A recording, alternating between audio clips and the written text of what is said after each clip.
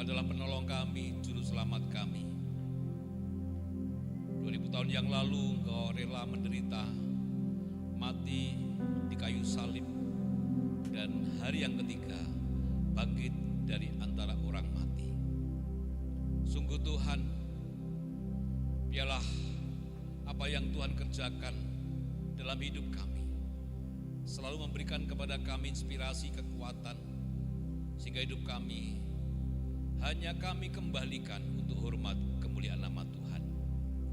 Hari ini kami boleh ada tempat ini bukan juga karena gagah perkasa kami, bukan karena kekuatan kami, kekayaan kami, kepandaian kami, tapi kami ada tempat ini semua oleh karena anugerah dan kemurahan Tuhan. Terima kasih untuk kesempatan yang indah. Pada pagi ini kami boleh memuliakan nama Tuhan, memuji, menyembah Tuhan. Karena sesungguhnya pujian dan penyembahan yang sejati adalah melakukan firman Tuhan. Oleh karena itu ajari kami untuk tidak hanya menjadi pendengar firman Tuhan, tapi menjadi pelaku-pelaku firman Tuhan. Karena ketika kami melakukan firman Tuhan, kami sedang memuji, menyembah Tuhan. Urapi hati hamba-Mu, urapi kami semua yang mendengarkan. Roh Kudus menolong kami supaya apa yang kami dengar dan apa yang kami lihat kemudian tinggal dalam hati dan pikiran kami. Dan setelah pulang dari tempat ini, hidup kami semakin berkenan di hadapan Tuhan. Hidup kami semakin serupa dengan karakter Kristus. Kami menyerahkan pemberitaan firman Tuhan dari awal sampai akhir. Ambil alih Tuhan firman yang akan kami dengar. Dan semuanya kami alaskan di dalam nama Tuhan Yesus Kristus. Mari kita semua yang siap diberkati Tuhan bersama-sama katakan amin. Shalom Bapak Ibu. Puji Tuhan. Apa kabar? Luar biasa. Artinya apa luar biasa? Artinya keluar dari kebiasaan. Yang biasanya bangun siang ya, jadi bangun pagi. Amin. Yang biasanya mengeluh dan bersungut-sungut juga bersyukur. Amin. Ya, yang malas jadi rajin itu arti luar biasa. Makanya kita harus mengalami kelahiran baru. Setiap hari harus luar biasa ya. Kita harus diperbaharui oleh pikiran, perkataan dan perbuatan kita setiap hari. Lalu kalau diberi sesuatu Bapak Ibu mengatakan apa? Terima. Artinya apa Bapak Ibu? Setelah kita terima kita harus kasihkan kepada yang lain. Maka keselamatan itu jangan dinikmati sendiri. Berkat jangan dinikmati sendiri. Ya, apapun yang dari Tuhan, kalau kita berterima kasih, kita harus bagikan kepada yang lain. Katakan amin. Maka sebenarnya Bapak Ibu yang dikasih Tuhan, mengapa Tuhan memilih kita, memanggil kita? Supaya kita boleh melayani Tuhan, berbagi kepada Tuhan. Terima kasih Bapak Gembala dan Ibu yang sudah memberikan kepada kami kesempatan. Hari ini pagi ini Pak Teguh ke Sidoarjo ya. Dan saya ada di sini beserta istri sama Mas Yayat dan istri Mbak Fitri. Dan kita semuanya ada tempat ini semua oleh karena anugerah dan kemurahan Tuhan. Saudara yang dikasihi Tuhan, Pak Teguh memberikan kepada saya temanya adalah tulisannya caring. Caring itu kalau di bahasa Jawa berarti kita apa? Berjemur gitu ya. Tapi karena ini bahasa Inggris ya, bahasanya kairing gitu ya, kairing. Artinya apa Bapak Ibu? Kita harus berdampak ya. Kita harus jadi berkat ya. Kita harus kehadiran kita membuat orang lain merasa nyaman ya, merasa diberkati, merasa disemangati. Nah, saya kan bahas satu persatu ya. Nah, persoalannya adalah begini Bapak Ibu, mengapa kita susah untuk menjadi berkat? Kita susah untuk hadir dalam kehidupan orang-orang sekitar kita dan orang-orang sekitar kita tidak merasakan kehadiran kita. Ya, nah ada 3 persoalan dalam hidup orang percaya. Mengapa kemudian orang percaya itu sulit jadi berkat, sulit menjadi terang, garam dan menjadi berdampak kepada orang-orang sekitar kita itu. Yang pertama penghambatnya adalah merasa paling benar, saudara-saudara. Ya, merasa paling benar. Ini yang menghalangi. Orang yang merasa paling benar cenderung akan suka menghakimi orang. Ya, orang yang merasa paling benar sulit untuk mengakui kesalahannya itu. Itu penghalang yang pertama. Yang kedua penghalangnya adalah merasa paling memiliki, bahwa seolah-olah apa yang Tuhan percayakan adalah milik kita. Padahal semuanya adalah milik Tuhan, saudara. Jadi kita ini hanya pengelola. Kita ini hanya punya waktu. Begitu waktu kita habis, semua kita tinggalkan, selesai hidup kita, saudara. Yang ketiga, penghalangnya mengapa kita nggak bisa menjadi kairing bagi orang lain, karena kita merasa paling penting, saudara. Ya, merasa paling penting. Jadi kalau kita hadir di ibadah karena ada tugas, kalau nggak ada tugas nggak hadir. Itu salah satu contoh. Ya, ketika kita tidak diberi tugas, kita tersinggung, kita marah, kita kecewa. Itu penghambat, itu penghalang. Mengapa kehadiran kita tidak berdampak bagi orang-orang sekitar kita? Ya, nah, saudara yang dikasihi Tuhan, kalau kita percaya kepada Tuhan Yesus, tentu kita harus mengenal diri kita sendiri. Siapa diri kita sendiri? Ya, banyak orang tidak maksimal dalam hidupnya. Yang kedua karena tidak mengenal dirinya sendiri. Mengapa Bapak Ibu dan saya dipilih Tuhan, dipanggil Tuhan untuk percaya kepadanya?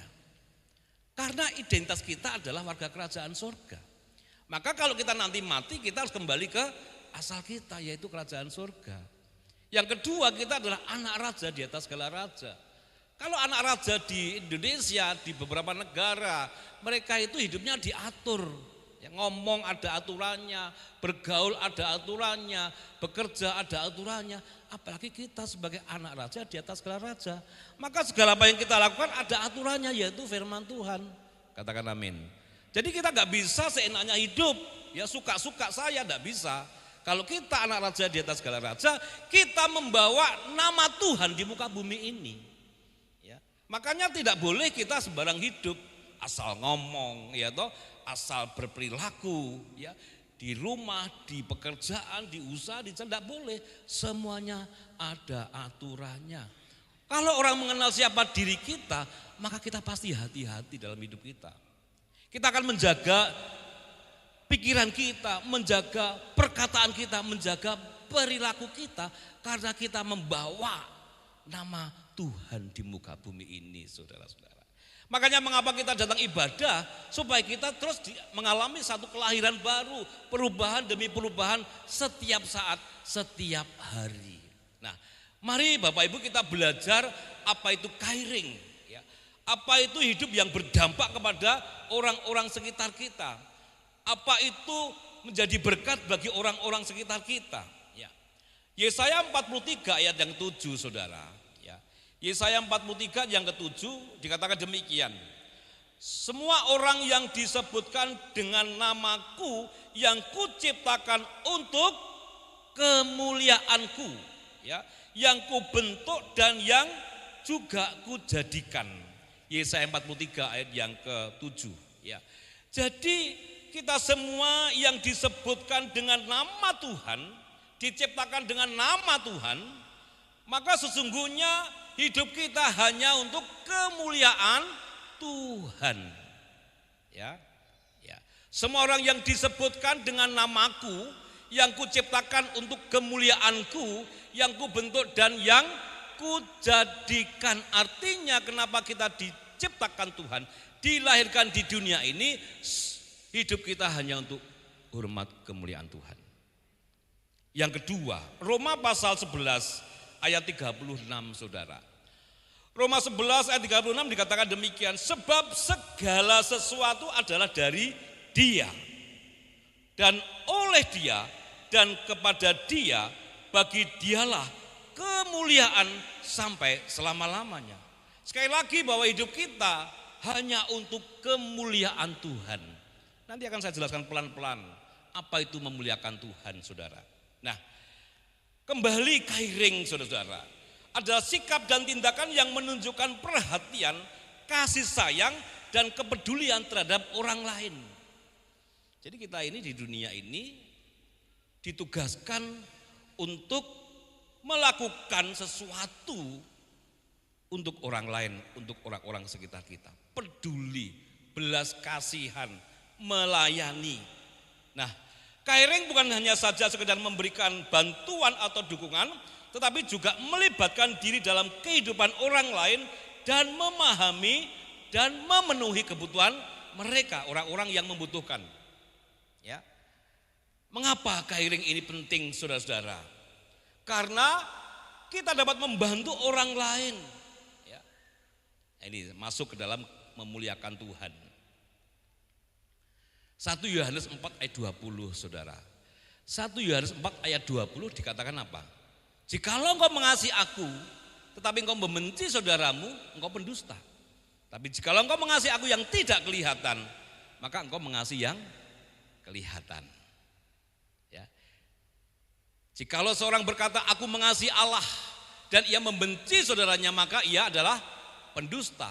Karena barang siapa tidak mengasihi Allah, ya, dikatakan apa? Ia tidak mungkin mengasihi sesamanya. Artinya apa? Kalau kita mau memuliakan Tuhan yang tidak kelihatan, maka harus memuliakan yang kelihatan. Memuliakan itu menghargai, menghormati, mengapresiasi, menyemangati. Jadi kita gak bisa memuliakan Tuhan yang tidak kelihatan kalau yang kelihatan tidak bisa kita muliakan. Itu pengertiannya, kairing di situ Bapak Ibu. Ya. Sehingga apa saudara? Ketika kita memuliakan sesama kita, dengan kita menghargai, dengan kita menghormati, dengan kita mengapresiasi, kita menyemangati, maka kita sedang memuliakan Tuhan. Berapa banyak orang Kristen yang justru sebaliknya meremehkan, menghina, membuli orang-orang sekitarnya. Suami menghina, meremehkan istri, istri melemahkan suami. Kalau itu yang terjadi, kita tidak pernah memuliakan Tuhan. Makanya kasihlah Tuhan Allahmu dengan segenap hatimu, kasihlah manusia seperti engkau mengasihi diri sendiri. Karena begini Bapak Ibu konsepnya, kalau kita menghina manusia, kita sedang menghina penciptanya. Kalau kita sedang meremehkan manusia, kita sedang meremehkan penciptanya. Kalau kita sedang membenci sesama kita, kita sedang membenci Tuhan yang menciptakan manusia. Maka jangan berpikir bahwa saya merasa lebih baik sehingga saya layak menghina, saya layak meremehkan, saya layak membuli, saya layak membenci, saya layak memusuhi. Itu konsep kekristenan. Ya. Maka siapapun mereka, pasangan kita, anak-anak kita, teman kita, bahkan orang-orang yang membenci kita, mereka adalah ciptaan Tuhan. Maka kalau kita dipanggil Tuhan untuk melakukan kairing, kita harus menghargai mereka, harus menghormati mereka, harus bisa menempatkan mereka sama dengan kita. Maka dikatakan apa? Jangan membenci saudaramu, karena membenci sama dengan membunuh. Kasihlah musuhmu, berbuatlah baik kepada mereka yang berbuat jahat. Itu arti kairing yang sesungguhnya. Itulah panggilan orang Kristen untuk bisa menghargai, menghormati siapapun mereka, walaupun mereka lebih rendah dari kita, walaupun mereka lebih miskin daripada kita. Kalau kita menghargai mereka, kita menghormati mereka, kita sedang memuliakan Tuhan. Katakan amin. Katakan amin. Maka hari-hari ini banyak orang dengan mudah membenci, dengan mudah mereka bermusuhan, dengan mudah mereka membuli. Mereka tidak mengerti siapa sebenarnya dirinya, mengapa dia diciptakan Tuhan. Siapapun kita, saudara-saudara, kita tidak boleh membenci sesama kita. Kita tidak boleh meremehkan sama kita. Kita tidak boleh menghina mereka. Sekalipun mereka punya kelemahan tubuh, kelemahan fisik, kelemahan mental, mereka juga ciptaan Tuhan. Itu arti kairing yang sesungguhnya. Maka saya belajar ketika saya menjumpai orang yang cacat fisik, kakinya tinggi sebelah, ya, kemudian mereka tetap bekerja, pikul dagangan. Saya melihat orang seperti itu, Tuhan, berikan orang itu kesehatan. Ya, bawa koran dengan kaki yang pincang. Saya berhenti, Tuhan, ini berkat dari Tuhan, aku berikan kepada mereka. Kalau kita yang kelihatan saja tidak pernah menghargai, bagaimana yang tidak kelihatan? Maka kalau kita mengasihi Tuhan, mencintai Tuhan, harus dimulai dari mencintai dan mengasihi yang kelihatan. Siapapun mereka. Saya agak sedih hari-hari ini banyak gereja, antar gereja mereka saling menyerang, saling menghina. Antar hamba Tuhan mereka saling menjatuhkan. Mereka punya nama besar, gelarnya itu, waduh kalau ditampilkan itu. Tapi ketika mereka saling menyerang, saling menjatuhkan, saling membenci, saling menghancurkan, saya minta maaf. Ya, mereka jauh dari rencana Tuhan yang semula. Makanya kita ini orang-orang yang percaya Yesus. Hari ini kita akan diberkati. Apa itu kairing? Bagaimana kita bisa menghargai siapapun ciptaan Tuhan? Dengan cara apa? Karena kita mencintai, mengasihi Tuhan. Ya. Mari kita belajar apa yang Tuhan sampaikan kepada kita. Ya. Saudara yang dikasih oleh Tuhan. Jadi kairing adalah satu sikap di mana kita menghargai, peduli, empati, belas kasihan kepada siapapun yang membutuhkan. Saya selalu mengatakan bahwa harta itu tidak hanya masalah uang. Ya, harta itu ada 6, saudara. Yang pertama tubuh kita itu harta. Yang kedua jiwa kita juga harta. Yang ketiga roh yang Tuhan berikan juga harta. Baru yang namanya keluarga itu juga harta. Teman kita harta, baru yang terakhir adalah harta benda. Ya, maka 6 harta itu kita harus kelola dengan baik. Kita melayani Tuhan, kita peduli kepada mereka, tidak selalu kita memberikan uang kepada mereka. Ketika mereka sakit jiwanya, ya kita harus bantu mereka supaya sembuh jiwanya. Dan saya berkali-kali menyampaikan tentang Paskah. Kalau kita merayakan Paskah, yang kita ingat, ya, yang kita ingat itu cuma 2, Yesus dan Yudas, betul? Mengapa Yudas menjual Yesus? Mengapa Yudas berkhianat kepada Yesus? Saya merenung mengapa ini ya? Ya memang Yudas serakah. Yang pertama karena Yudas mengukur Tuhan dengan uang. Jadi seolah-olah ikut Tuhan itu pasti kaya, ya, pasti semua dipenuhi. Makanya ke gereja jangan cari berkat, ke gereja harus jadi berkat. Katakan amin. Katakan amin. Jangan ukur Tuhan dengan uang, kita akan kecewa. Di luar sana banyak orang yang punya banyak uang. Tapi apakah uang yang banyak itu mengubah hidupnya? Belum tentu, saudara. Maka berkat yang dari Tuhan itu, segala sesuatu yang terjadi dalam hidup kita, dan itu mengubah kita hidup semakin berkenan di hadapan Tuhan, semakin serupa dengan karakter Kristus, semakin kita kairing kepada sama kita. Itu berkat yang sesungguhnya. Sekalipun kita sakit belum sembuh, tapi kalau sakit kita mengubah hati kita, hidup kita lebih berkenan, itu berkat yang sesungguhnya. Katakan amin. Katakan amin. Maka kalau kita kemudian mengalami situasi sulit, kalau Tuhan izinkan pasti mendatangkan kebaikan. Ya, itu berkat yang sesungguhnya. Ya. Percuma kita punya uang banyak tapi hidup kita tidak pernah berubah lebih baik. Uang itu bukan berkat. Percuma kita punya jabatan tinggi tapi hidup kita tidak berubah lebih baik. Itu bukan berkat. Maka jangan pernah merasa bahwa berkat itu identik dengan uang. Maka Yudas kecewa kepada Yesus karena Yudas ya tidak ada perbaikan dalam keuangannya. Maka dia kemudian memanggil pejabat Yerusalem pada saat itu, kemudian menemui Yesus.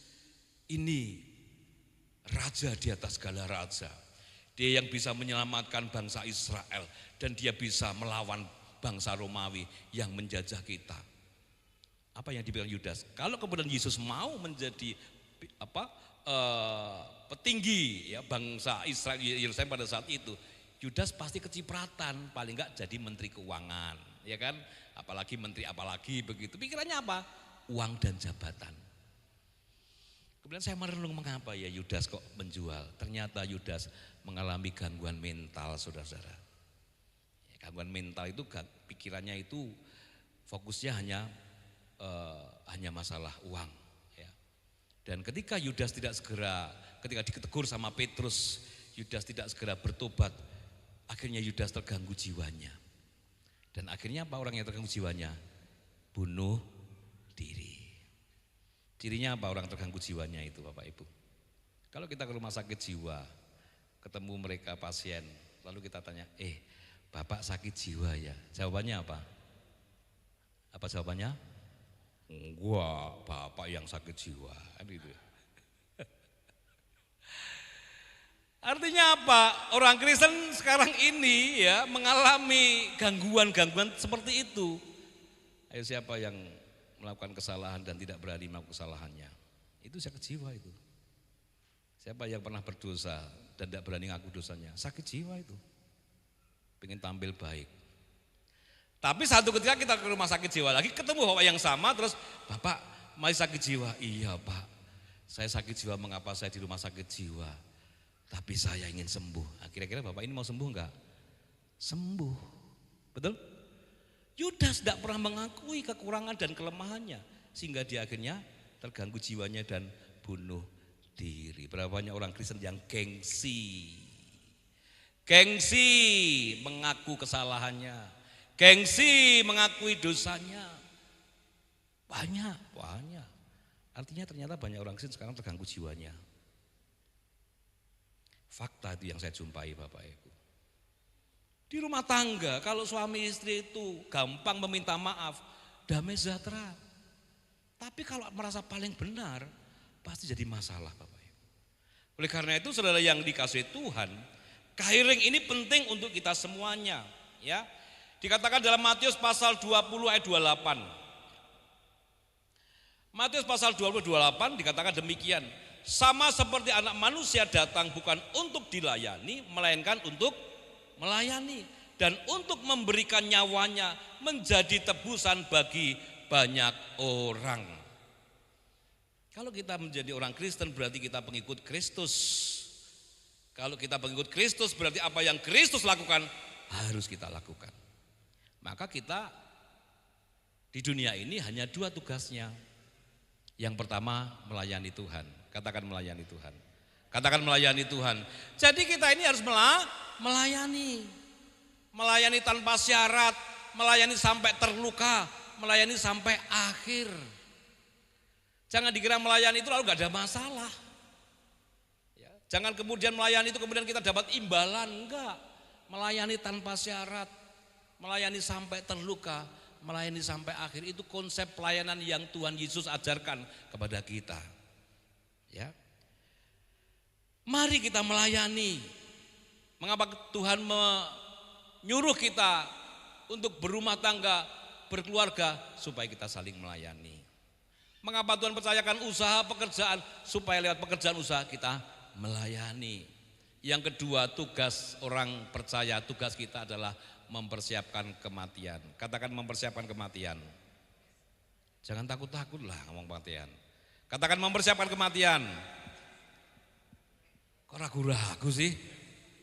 Semuanya pasti? Ya, saya tidak tahu di antara kita yang dipanggil Tuhan siapa duluan, yang pasti bukan saya duluan. Katakan amin. Gereja ini kan juga melayani Tuhan kan? Gereja ini juga menghantar orang mati kan?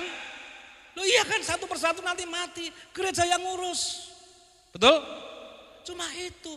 Persoalannya apakah nanti kita berkenan enggak di hadapan Tuhan? Maka sesungguhnya kita hanya punya waktu. Ya kan? Kalau kita punya waktu kita habis, semuanya selesai. Maka selagi ada kesempatan, mari kita menjadi berkat bagi banyak orang. Melayani Tuhan, mempersiapkan kematian, saudara-saudara.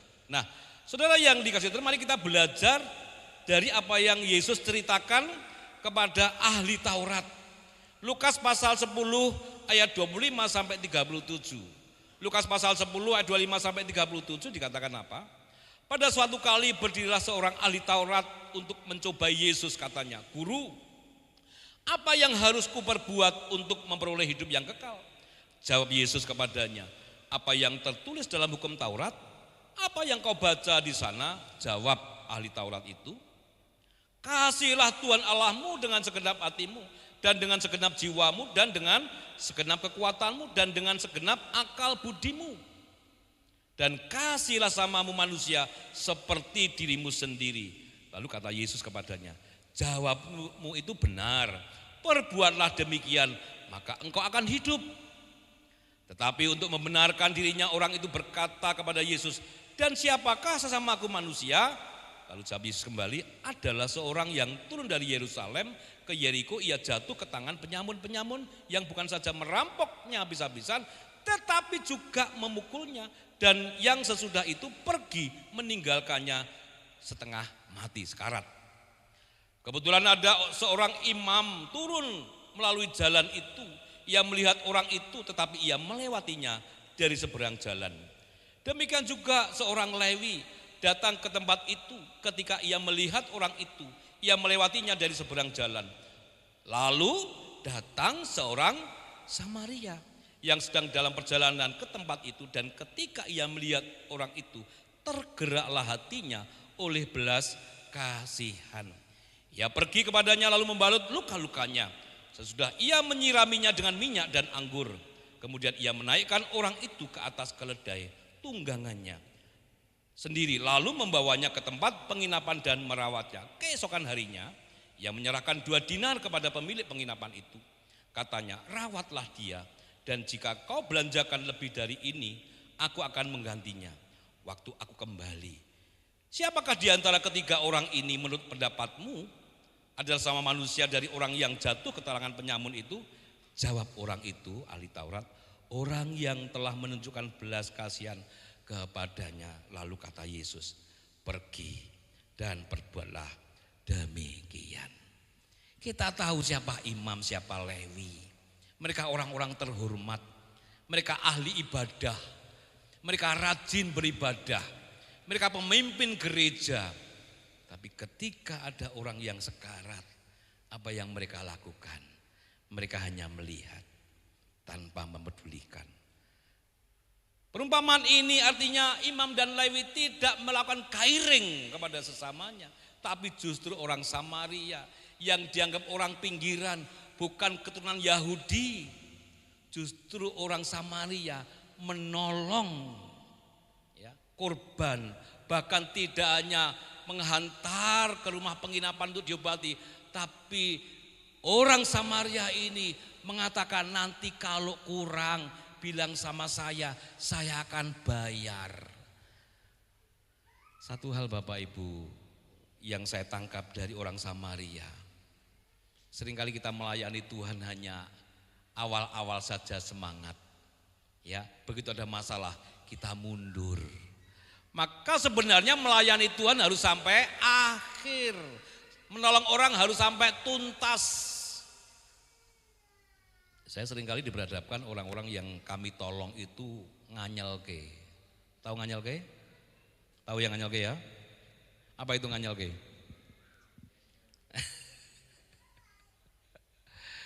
Ya pertama, ya makanya kadang-kadang mungkin saya salah dalam hal itu gitu ya. Pak, saya ini harus membayar ini, bayar itu. Tolong Pak, saya nggak bisa, nggak punya ini, nggak punya uang, nggak bisa ada yang dijual. Ya kita bantu. Berapa bulan lagi begitu lagi. Berapa bulan begitu lagi.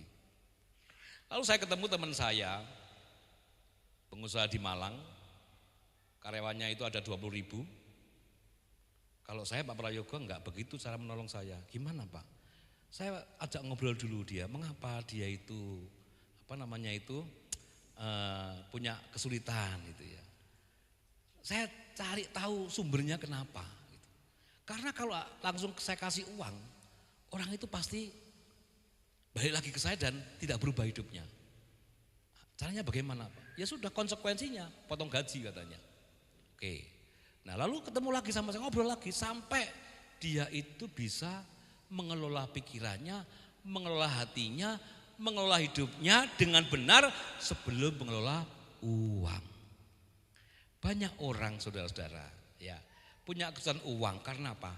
Salah mengelola hatinya, salah mengelola pikirannya, salah mengelola hidupnya. Kalau kemudian dia sudah benar mengelola hatinya, mengelola pikirannya, mengelola hidupnya, saya pastikan Pak, orang ini tidak akan mengalami kesulitan lagi. Oh begitu caranya ya. Oke, saya praktekkan Bapak Ibu. Ya, saya mencoba praktekkan, betul memang. Ya. Kalau orang itu memang peduli sama kita, menganggap kita sebagai teman, walaupun mungkin kita tidak bantu secara finansial, orang itu pasti menghubungi kita lagi kok. Itu bedanya Bapak Ibu. Nah, saudara yang dikasih Tuhan, orang Samaria ini menginspirasi banyak orang untuk menolong tanpa syarat, menolong sampai terluka, menolong sampai akhir. Sampai kurbannya betul-betul sembuh. Yesus pun juga menyelamatkan kita sampai akhir. Menyelesaikan tugas-tugasnya. Maka kita yang hadir di sini Bapak Ibu, apapun yang menjadi tugas kita, mari kita kerjakan sampai akhir. Katakan amin. Katakan amin. Jangan karena hanya omongan orang kita kemudian kecewa, mutung, ya kan? Jangan hanya karena perkataan orang, karena keadaan yang tidak seperti kita harapkan, kemudian kita menjauh dari Tuhan. Nah, saudara yang dikasihi Tuhan, orang Samaria ini memberi, mengasihi orang yang tidak dia kenal. Maka orang Samaria ini sedang kairing kepada kurban perampokan. Ya. Nah, orang Samaria ini sedang mengasihi kurban perampokan.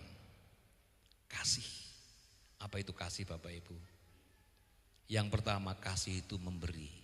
Katakan kasih itu memberi. Yohanes 3:16, karena begitu besar kasih Allah akan dunia ini sehingga ia memberikan anak yang tunggal supaya barang siapa yang percaya kepadanya tidak binasa melainkan beroleh hidup yang kekal. Kalau kita sering bicara kasih tapi kita suka menerima, jangan bicara kasih. Orang Kristen itu harus punya gaya hidup suka memberi. Karena saya punya prinsip, orang yang memberi tidak akan pernah kekurangan. Orang yang memberi pasti bahagia. Suami istri itu kalau suka memberi, saya jamin bahagia. Katakan amin. Katakan amin. Saya dengan istri saya kalau makan di restoran, di rumah makan gitu, bayarnya rebutan. Aku happy, rebutan. Keren toh. Gak wayang bayar nek kamar mandi, pura-pura enggak tahu. Supaya duitnya utuh. Apalagi kita ditraktir pesennya sing enak-enak, sing larang-larang juga enggak boleh seperti itu Bapak Ibu ya. Ini fakta sehari-hari Saudara. Maka kasih yang pertama adalah memberi. Orang Samaria memberi kepada kurban ini dengan sepenuh hati. Memberi tanpa syarat, memberi sampai terluka, memberi sampai akhir. Itu kasih yang sesungguhnya. Memberi dan menerima berat mana Bapak Ibu? Memberi dan menerima berat. Ini separuh memberi, separuh menerima ini. Memberi dan menerima berat. Saya ulang kali, memberi dan menerima berat, ya, sepakat ya. Ya. Coba saya ilustrasikan di sini ya, supaya jelas lah. Ya sini ya. Nah saudara, coba tanganmu begini ya. Nah ada beban enggak? Saya kasih ini ya. Satu tangan aja, satu tangan. Nah, lagi tak tambahin lagi. Mana tasmu bang? Enggak ada. Sing berat-berat. Jangan segini tangannya. Nek tak tambahin meneh ya, tambah berat enggak? Semakin berat ya, perhatikan Bapak Ibu. Kalau kita menjadi orang Kristen suka menerima, hidup kita semakin berat. Suka dipedulikan, suka didoakan, suka dilayani, suka dikasihi, semakin berat. Tapi orang yang suka memberi, tidak pernah kekurangan. Jadilah pribadi yang suka memberi, katakan amin. Katakan amin, itulah kasih yang sesungguhnya. Kalau ada orang Kristen suka menerima, jangan bicara kasih. Karena kairing adalah kasih yang memberi. Wis mari ya. Tepuk tangan untuk Yahya dulu ya. Yang kedua saudara, kasih itu siap disalahkan walaupun tidak bersalah. Pernah Bapak Ibu enggak bersalah disalahkan? Halo. Pernahkah Bapak Ibu dan saudara enggak salah disalahkan? Gimana responnya? Haleluya. Gombal. Saya ini enggak salah Pak, disalah-salahkan. Siapa yang apalagi ibu-ibu, saya ini Pak, kepala saya pakai kaki saya pakai kepala. Sing ngongkon yo sapa gitu ya. Ndas gawe sikil gawe ndal kan bahasanya gitu ya. enggak dihargai, uang belanja pancet aja, malah kadang-kadang dijalui maneh gitu. Saudara, kalau kita suka memberi, hidup kita tidak pernah kekurangan. Yesus mengatakan berbahagialah orang yang tangannya di atas daripada tangannya di bawah. Yang kedua, kasih itu siap disalahkan. Yusuf disalahkan istri Potifar, Yusuf tidak marah, tidak kecewa, tidak sakit hati. Yesus tidak bersalah, disalahkan, tidak marah, tidak kecewa, tidak sakit hati. Siapapun kita kalau tidak bersalah ketika disalahkan jangan protes, jangan marah.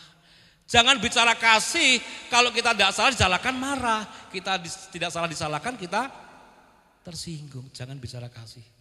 Karena kasih yang kedua adalah siap disalahkan. Seperti Yesus. Itulah kairing yang kedua. Yang ketiga, kasih itu siap menanggung kesalahan orang lain. Yusuf ketika tidak bersalah disalahkan dan akhirnya dipenjara. Yusuf sedang menanggung kesalahan istri Potifar. Tapi apa yang terjadi? Yusuf dipakai Tuhan menjadi orang hebat di Mesir. Jadi kalau kita ini mau menjadi orang hebat, mau menjadi orang yang dipakai Tuhan dengan luar biasa, kita harus siap menanggung kesalahan orang lain. Saya mengalami itu, mengapa ini saya sampaikan ini Bapak Ibu. Satu ketika saya camp di hutan 4 hari 3 malam. Bayarnya mahal, 1,5 juta. Makanya cuma nasi bungkus. Saya ingat malam pertama ya jam setengah 12 malam karena di situ ada 10 kelompok, satu regu, satu kelompok itu 12 orang, pria semuanya. Saya ingat betul, hari pertama saya jadi ketua regu. Nah, kesepakatan dengan pelatih, dengan panitia, siapa yang melanggar dihukum. Karena waktu itu pelatihnya Kopassus dan marinir serta hamba-hamba Tuhan. Saya ingat betul, saya 2 kali ikut kegiatan ini Bapak Ibu. Nah, malam itu karena capek, anggota saya berisik, rame, ngomong sendiri, ketahuan sama komandannya. Siapa ketua argunya? Siap, saya dan saya pikir saya mau dinasihati atau di briefing. Tapi sang komandan mengatakan ambil posisi. Kalau di militer ambil posisi berarti siap dihukum Bapak Ibu. Betul Bapak Ibu, malam-malam push up 20 kali, enteng. Tambah lagi 30 kali. Mulai batinku kurang ajar. Lo ya, bayar larang di Pulau Soro. Set up, suruh gulung-gulung Bapak Ibu. Mulai ngeliying kepala saya. Tahu mungkin komandan ini saya mulai sudah capek. Bangun. Suruh bangun. Saya bilang, Dan, yang salah dia, mengapa saya dihukum? Enggak adil komandan ini. Lalu sang komandan bertanya balik kepada kami dengan lembut. Apakah bapak-bapak mengenal Yesus? Siap mengenal. Siapa Yesus? Tuhan saya, juru selamat saya. Lalu komandan mengatakan, apakah Yesus berdosa dan bersalah? Siap tidak. Bapak-bapak perlu tahu Yesus tidak bersalah, tidak berdosa, tapi harus disalib untuk menanggung kesalahan bapak-bapak semuanya. Kalau bapak-bapak ini ingin menjadi serupa dengan karakter Kristus, maka bapak-bapak harus siap menanggung kesalahan orang lain. Selama ini kalau istri anak Anda salah, Anda pasti maki-maki, Anda pasti pukul. Malam hari ini bertobat, kami nangis Bapak Ibu. Saya baru tahu tentang kasih yang sesungguhnya. Saya harus siap menanggung kesalahan orang lain. Maka ketika istri anak saya salah, saya tidak boleh marah, saya tidak boleh maki-maki, saya tidak boleh pukul. Tapi saya deketi, saya ajak ngobrol, saya doakan. Itu pun saya masih belajar. Praktek di mall, istri saya cari baju. Lantai 1 muter-muter enggak ketemu. Lantai 2 muter-muter enggak ketemu. Sampai lantai 4. Saya udah pernah ikut itu. Kaki mulai kembang Bapak Ibu. Apa? Kayak sing cocok lantai pertama, turun lagi Bapak Ibu. Kalau dulu saya marah. Saya akan ngomel. Begitu saya diajari tentang kasih. harus menemani istri sampai dapat baju. Amin ibu-ibu. Siapa yang suaminya ngantar ke mall marah-marah angkat tangan. Enggak usah, dari wajahnya sudah tahu. Ngantar ke mall belanja aja kita sudah, kok enggak mari-mari sih? Yang kedua, kalau di mall itu yang mesra, gandeng istrinya. Saya gandeng istri saya Bapak Ibu. Tahu maksudnya, supaya enggak ngambil barang-barang yang lain itu. Kita mesra, tapi supaya jadi enggak ngambil barang. Mari kita menjadi pribadi-pribadi yang kairing kepada sesama kita. Dimulai dari yang terdekat, sesamamu itu yang terdekat. Kasihlah sesamamu itu, kasihlah pasanganmu, kasihlah anak-anakmu. Enggak mengasihi jauh di sono, yang di dekat tukaran terus. Bukan kairing Bapak itu namanya. Nah saudara yang dikasihi Tuhan, orang Samaria, dia memberi dengan kerelaan, dengan pengorbanan saudara-saudara. Saudara yang dikasihi Tuhan, mengapa kita harus kairing? Bagaimana cara kairing kita kepada sama kita? Yang pertama mendengarkan. Mendengarkan. Suami istri itu kadang-kadang ngomongnya dari awal baik-baik, lama-lama tukaran, betul? Pernah begitu? Semuanya pernah, sering. Ngomongnya enak, iya Pak, ngene Bu, suwe nadane dhuwur. Nadane dhuwur-dhuwur langsung nyalahno. Akhirnya apa? Tukaran Bapak Ibu gitu ya. Maka mengapa? Saya juga belajar ya, mengapa sih Tuhan memberi saya satu mulut, dua mata, dua telinga. Sebelum ngomong, lihat dua kali, dengar dua. Loh kok enggak amin nih. Itulah firman mengatakan adalah kamu cepat mendengar dan lambat berkata-kata. Sebelum ngomong lihat dulu dua kali, dengar dua kali. Itu namanya sebelum ngomong dipikir dulu. Tapi kebanyakan ngomong dulu baru. Nah, kapan terakhir begitu? Gak usah diceritakan lah. Pertengkaran itu kan gitu toh penyebabnya. Ngomong sih baru mikir toh, baru nyesel. Mendengarkan, yang kedua memberikan dukungan. Tidak hanya masalah uang, tapi tadi pola pikir ya, kemudian perilaku, ngelola hati. Yang ketiga, menunjukkan kasih sayang. Tunjukkan kasih sayang kita kepada mereka yang membutuhkan, terutama mereka yang miskin keluarga. Jadi miskin gak cuma harta, miskin keluarga, ya, miskin sahabat. Kita harus kairingi mereka. Yang keempat, membantu mereka supaya mereka merasa diringankan bebannya. Ketika menghadapi tantangan mereka tidak merasa sendirian. Saudara yang dikasihi Tuhan, ayat yang terakhir, bagaimana kita bisa kairing kepada orang-orang sekitar kita.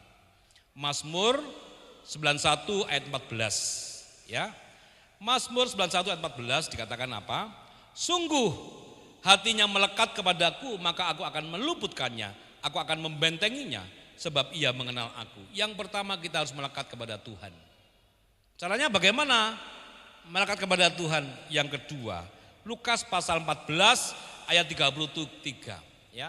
Bagaimana kita bisa melekat kepada Tuhan supaya kita dibentengi, supaya kita diluputkan? Maka caranya adalah Lukas pasal 14 ayat 33. Nah, Lukas pasal 14, 33. Demikian pula lah tiap-tiap orang di antara kamu yang tidak melepaskan dirinya dari segala miliknya, tidak dapat menjadi muridku. Maka yang kedua, kita harus melepaskan. Kepahitan dilepaskan, ya kan? Ego dilepaskan, merasa paling benar, lepaskan. Merasa paling memiliki, lepaskan. Merasa paling penting, lepaskan. Maka kalau kita bisa melekat kepada Tuhan dengan melepaskan ya semua hal yang menghalangi berkat dan mujizat Tuhan, maka itulah yang namanya berdamai dengan diri sendiri. Orang Samaria sudah berdamai dengan diri sendiri, tapi Imam dan Lewi belum berdamai dengan diri sendiri. Orang yang sudah berdamai dengan diri sendiri, dia pasti bisa kairing kepada sesamanya. Apa itu berdamai dengan diri sendiri? Yang pertama, orang yang berdamai dengan diri sendiri sudah beres dengan masa lalu. Tidak pernah mengungkit masa lalu. Rumah tangga puluhan tahun begitu bertengkar diungkit mana? Biyen sampeyan isih utang aku ya pas pacaran, gurung nyaur. Ya Allah. Ada yang begitu? Enggak lah, enggak ada. Ayo, waduh, wes deputu lho, saya dieling-eling. Biar pas pacaran begitu kesandung, apa dek aduh nakal ya, anu ya, saiki kesandung, mripate teken. Pengalaman dia. Orang yang berdamai dengan diri sendiri sudah beres masa lalu, tidak boleh diungkit-ungkit lagi, tidak boleh dibahas lagi. Delokna, iku lho, persis mantan pacarmu, nggak usah lah begitu-gitulah. Ya. Yang kedua, orang yang berdamai dengan diri sendiri, dia tidak takut masa depan. Katakan amin. Tidak takut. Orang yang takut masa depan, dia belum beres masa lalu. Betul? Dan yang ketiga, orang yang berdamai dengan diri sendiri pasti bisa menikmati masa kini. Katakan amin. Kita ibadah tapi tidak bisa menikmati, tidak bisa mensyukuri. Ya, bersyukur istrinya sekarang ini tambah subur, dulu langsing sekarang langsung. Berarti berkatnya banyak. Ya kan? Nek lemu koyok bojoku lak cetolane mantep gitu loh Bapak Ibu ya. Ya. Berdamai dengan diri sendiri Bapak Ibu. Amin. Amin. Beres masa lalu, tidak takut masa depan dan menikmati masa kini. Maka kita bisa kairing, bisa berdampak, bisa peduli kepada orang-orang sekitar kita.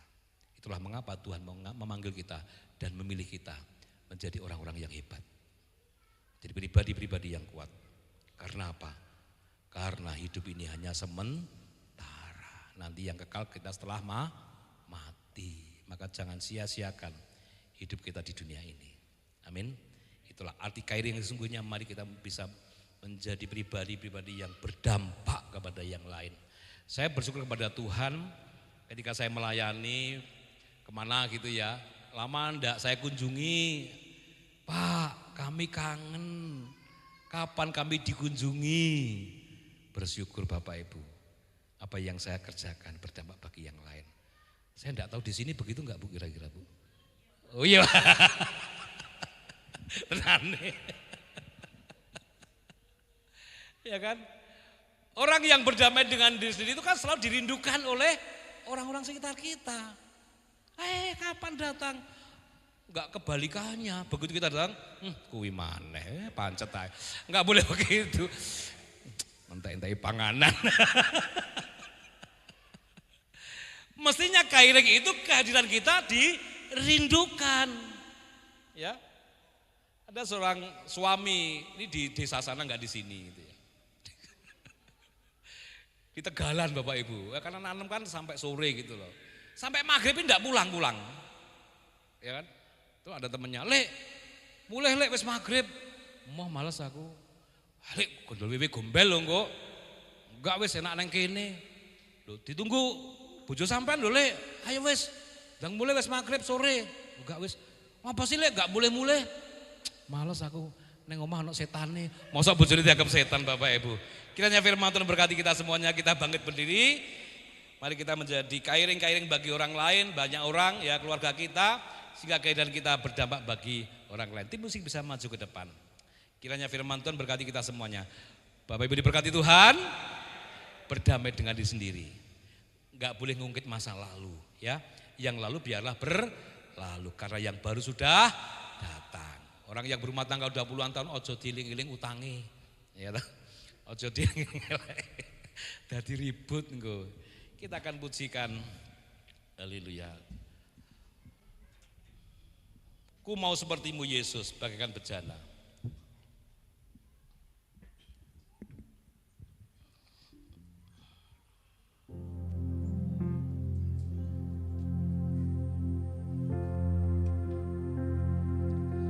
Haleluya. Yesus kenapa harus mati di kayu salib?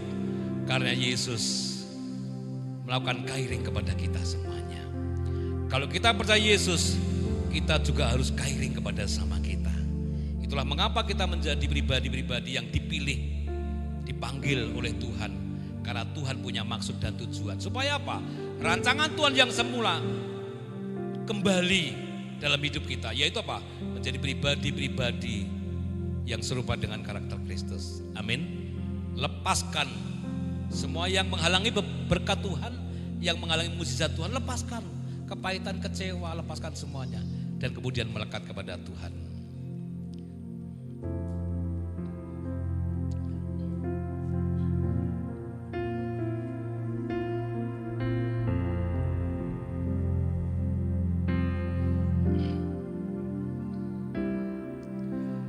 Ku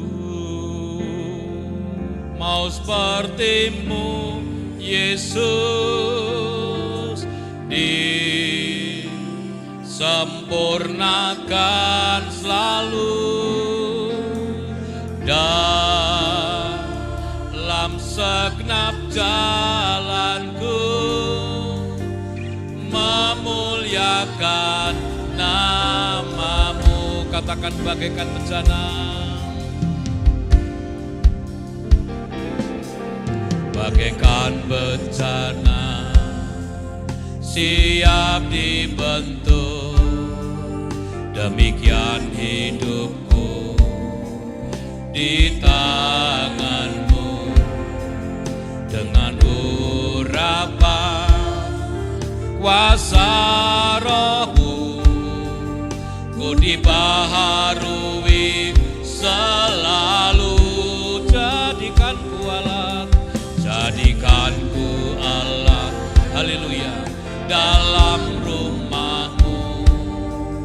Inilah hidupku di tanganmu. Bentuklah turut kehendakmu, pakailah sesuai rencanamu. Bersama-sama katakan, oh haleluya, mau sepertimu Yesus, oh, haleluya, sempurnakan selalu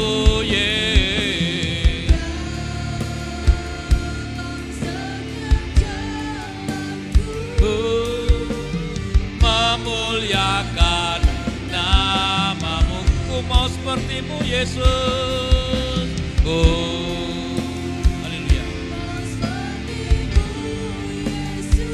oh disempurnakan selalu,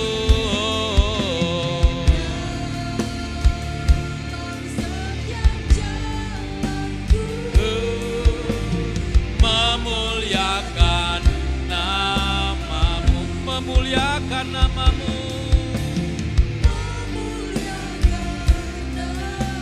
memuliakan namamu Tuhan.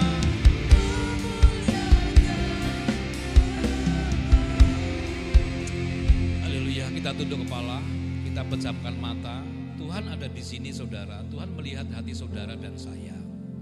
Kalau hari ini hati saudara masih menyimpan kepahitan, kekecewaan, amarah, mungkin iri hati atau dendam, permusuhan, kebencian, lepaskan semua itu Bapak Ibu.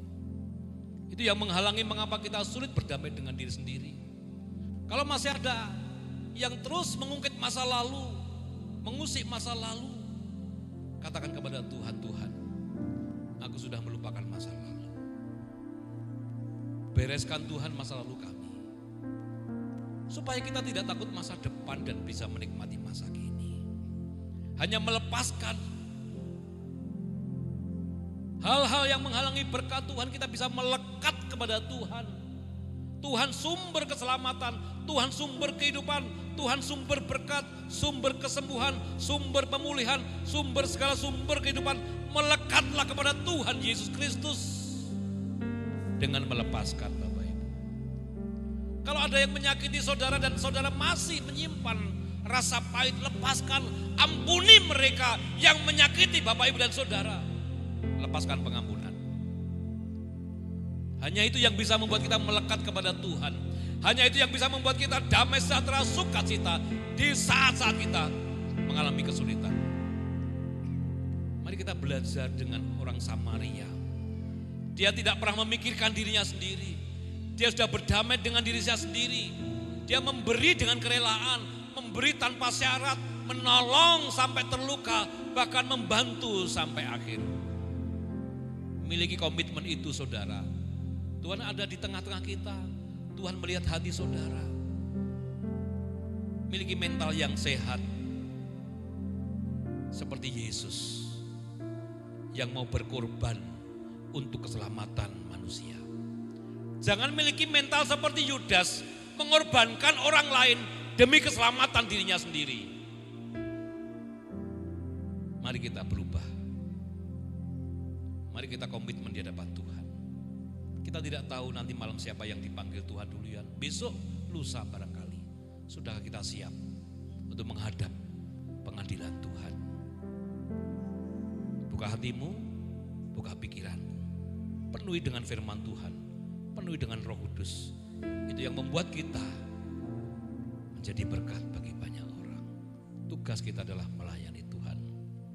Haleluya.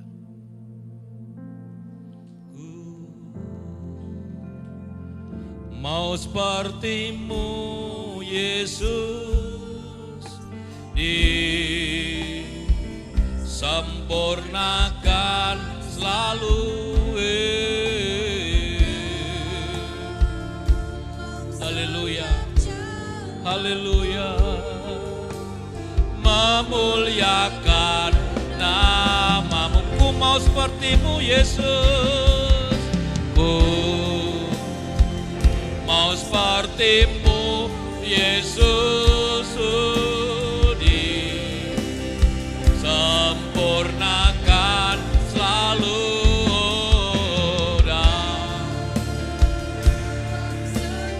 Jalanku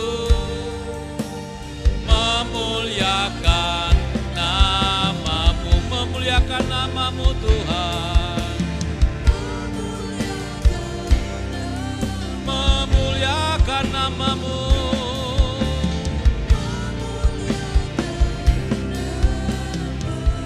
Haleluya. Terima kasih Tuhan. Terima kasih. Memuliakan Tuhan dengan cara menghargai, menghormati sesama kita. Memuliakan Tuhan itu tidak membenci sesama, tidak memungsuhi sesama, tidak meremehkan sesama, tidak membuli sesama. Karena kalau kita membenci sesama kita sedang membenci Tuhan yang menciptakan. Ampuni kami Tuhan, jika kami mudah membenci, mudah bermusuhan, kami mudah meremehkan, kami mudah menghina orang lain. Hari ini kami diberkati. Kami mau menjadi pribadi-pribadi yang serupa dengan karakter Kristus. Kairing kepada sesama kami, peduli, belas kasihan seperti orang Samaria. Terima kasih Tuhan untuk firman-Mu yang memberkati kami. Bapak berdoa untuk hamba-Mu yang Tuhan percayakan di tempat ini, Bapak Pendeta Teguh yang saat ini ada di Sidoarjo dalam pelayanan Tuhan. Berkati apapun yang dikerjakan, sertai sampaikan ke tempat rumahnya dengan selamat. Ibu Gembala, anak-anak juga diberkati Tuhan.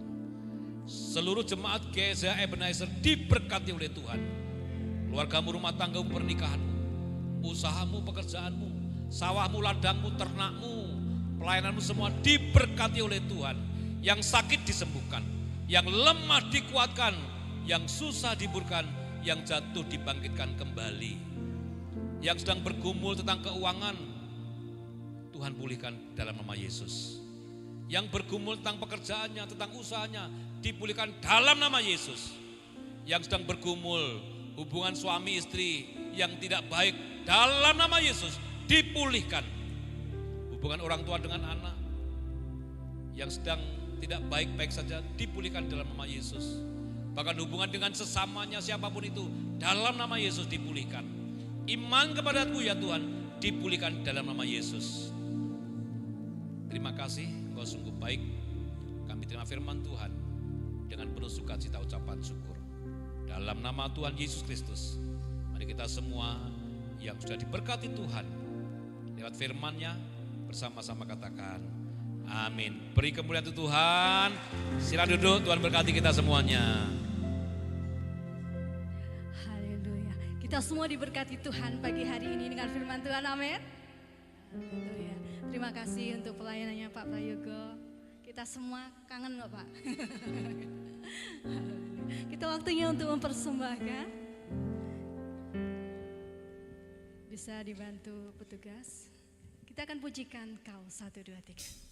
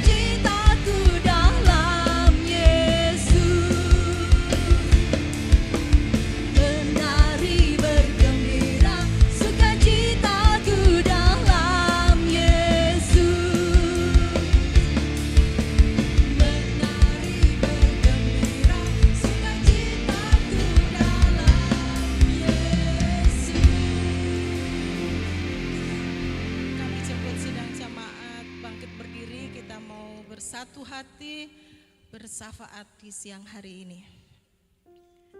Kami bersyukur Bapa. Kami berterima kasih Bapa buat kasih sayang Tuhan dalam setiap kehidupan kami. Kami boleh berada di tempat ini bersama-sama dengan Tuhan, menikmati kasih karunia Tuhan yang Engkau berikan, menikmati firman-Mu yang begitu indah dalam kehidupan kami. Mari Tuhan, Engkau memampukan setiap kami untuk menjadi pelaku-pelaku firman-Mu. Hidup kami semakin hari semakin serupa menjadi karakter Kristus. Kami bisa melupakan masa lalu. Kami tidak takut akan masa depan kami. Kami bisa menikmati masa kini bersama dengan Tuhan. Mari Roh Kudus, urapi setiap kami. Terima kasih ya Allah. Di penghujung ibadah kami bersatu hati menaikkan doa kami kepada Tuhan. Buat gereja kami, GSJ Ebenezer, memohon belas kasihan Tuhan, memohon penyertaan Tuhan atas gereja kami. Untuk gereja kami boleh menjadi berkat bagi banyak jiwa. Mari Tuhan, sertai gereja kami, tolong gereja kami, agar nama Tuhan semakin hari semakin indah, untuk hormat dan kemuliaan nama Tuhan. Kami semua yang di dalamnya bersatu hati melayani Tuhan. Engkau memampukan dalam setiap kami, dalam setiap tugas masing-masing kami. Tidak ada iri hati, tidak ada kesombongan, tetapi kami merendahkan hati kami untuk melayani Tuhan di tempat ini. Bersama-sama bergandengan tangan. Terima kasih ya Allah. Dari Komisi Sekolah Minggu, kaum muda remaja, kaum wanita, kaum pria, mari Tuhan, Engkau memberkati setiap komisi. Terima kasih ya Allah. Rindu hati kami untuk terus bersama dengan Tuhan. Rindu hati kami untuk terus melakukan firman-Mu, tetapi kami mohon penyertaan Tuhan. Kami mohon urapan kuasa Roh Kudus atas setiap kami, sehingga kami boleh berkenan di hadapan Tuhan. Hidup kami boleh berdampak baik, hidup kami boleh menjadi berkat bagi banyak jiwa. Pertumbuhan dan perkembangan gereja kami serahkan dalam tangan Tuhan.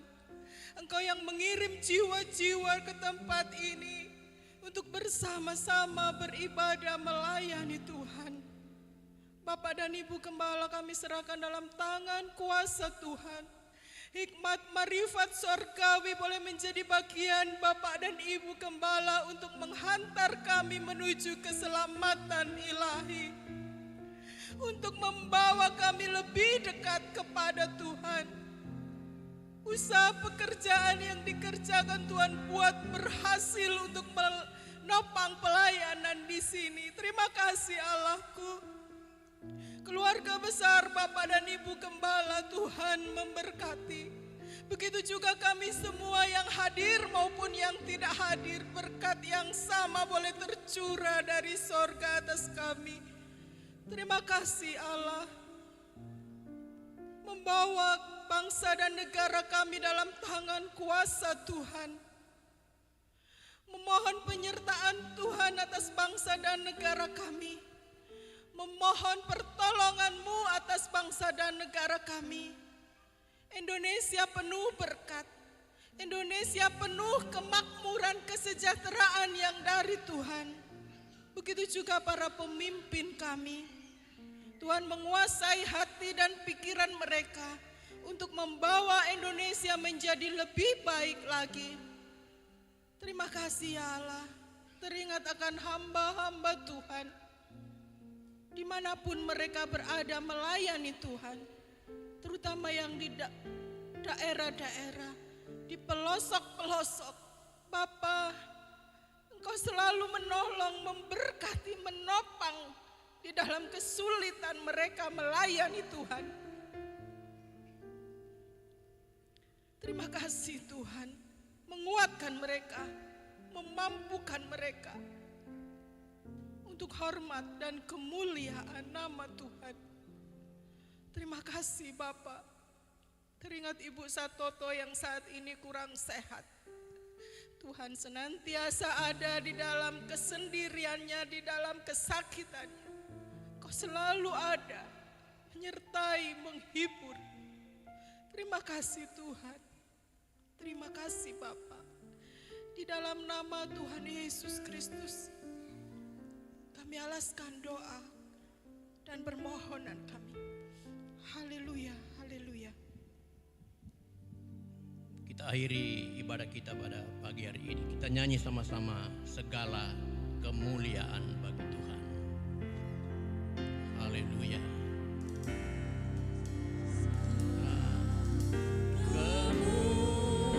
Kemuliaan hanya bagi Tuhan. Segala hormat pujian hanya bagi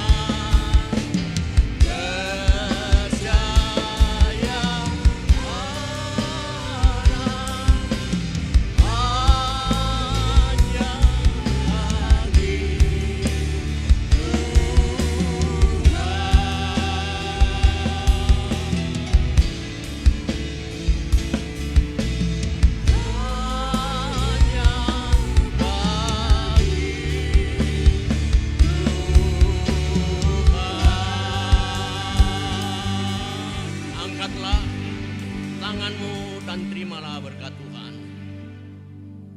Saudara yang dikasihi Tuhan, pulanglah engkau dan terimalah berkat, rahmat dan sejahtera dari Allah Bapa, kasih sayang dari Yesus Tuhan kita, dan dalam persekutuan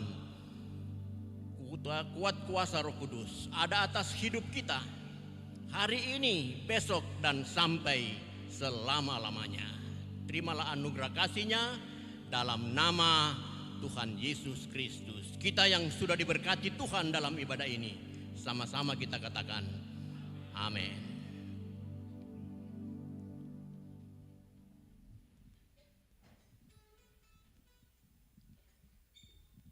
Waktunya kita mendengarkan pengumuman.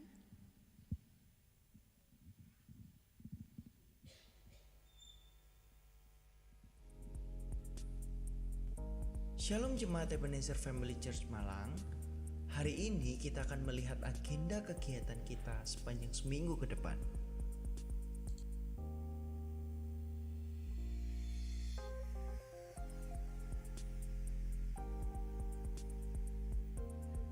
Pada hari Kamis kita akan kembali bertemu di Worship Night pada jam 6:30 malam. Ibadah kaum muda akan diadakan setiap hari Jumat pada pukul 6 sore. Bagi Bapak Ibu Saudara yang memiliki anak, teman, dan saudara yang ingin bergabung bersama kami sangat terbuka untuk mereka dapat bergabung bersama dengan kami.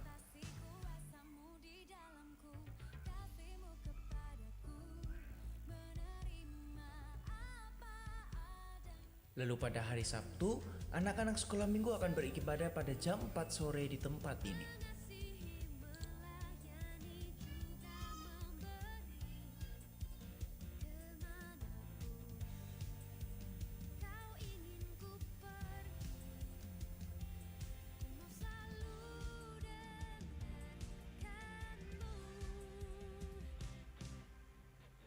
Pada hari Minggu, kita akan bertemu kembali di ibadah raya pada pukul 8 pagi. Dan berikut adalah pelayan yang akan melayani kita pada minggu depan.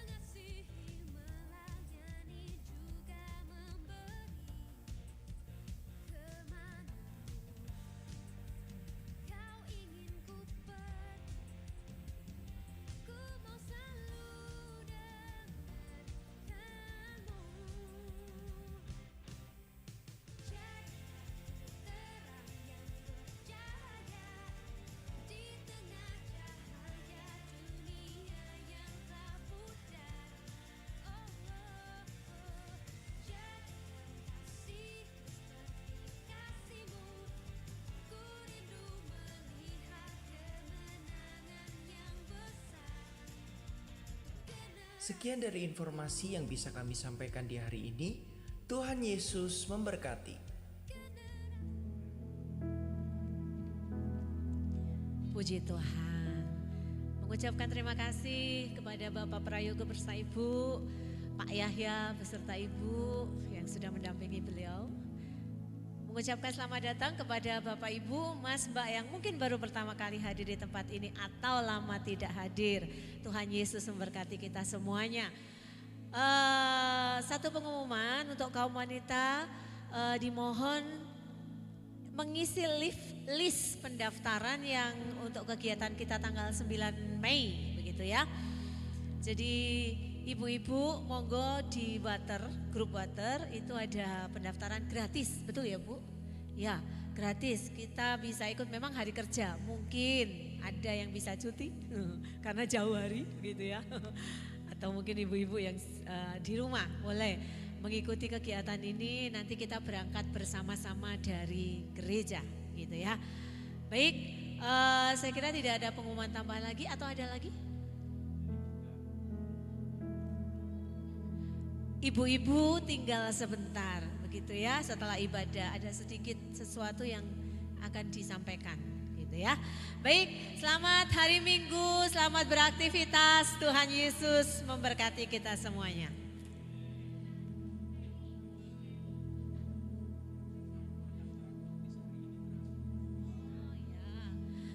Ya, ada tambahan bagi Bapak, Ibu, Mas-mas, Mbak yang mungkin akan memberi diri untuk dibaptis. Minggu ini kita terakhir pendaftaran ya. Jadi silakan melakukan pendaftaran di Mas David Honi. Ya.